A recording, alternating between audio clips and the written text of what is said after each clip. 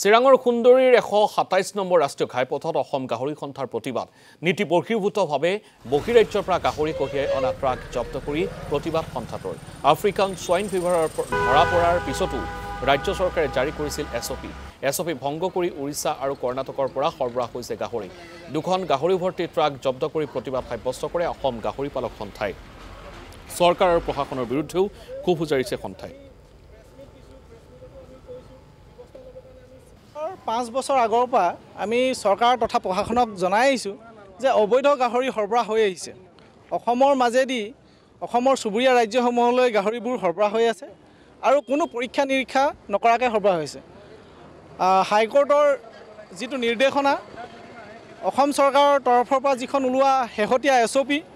গোটেই এছঅপিখনৰ সম্পূৰ্ণ নিয়ম নীতি উলংঘা কৰি এই গোটেই গাহৰিবোৰ সৰবৰাহ হৈ থকাৰ কাৰণে অসমৰ গাহৰি পালকসকলৰ পুনৰ গাহৰি আফ্ৰিকান সোৱাইন ফিভাৰ নামৰ মাৰাত্মক বেমাৰটো দেখা দিবলৈ ধৰিছে এবাৰ নহয় এইটো বাৰে বাৰে আফ্ৰিকান সোৱাইন ফিভাৰ নামৰ মাৰাত্মক বেমাৰটো এনেধৰণৰ অবৈধ গাহৰিবোৰ এছঅপিখন নিয়ম বহিৰ্ভূতভাৱে নমনাকৈ গোটেইখিনি যিহেতু পাৰ হ'বলৈ দিছে সেই পাৰ হ'বলৈ দি থকাৰ কাৰণে হ'বলৈ পাইছে বুলি আমি মৰ্মে উপলব্ধ কৰিছোঁ আপোনালোকে ইয়াতে দেখিবলৈ পাব এই গাহৰি গাড়ীখনৰ পৰা গু মুত গোটেইবোৰ ওলমি আছে ৰাস্তাত নিশ্চয় গু মুতবিলাক পৰি গৈছে আৰু যদি এই গু মুতবিলাক ৰাস্তাত পৰি যায় তেতিয়াহ'লে এই আমাৰ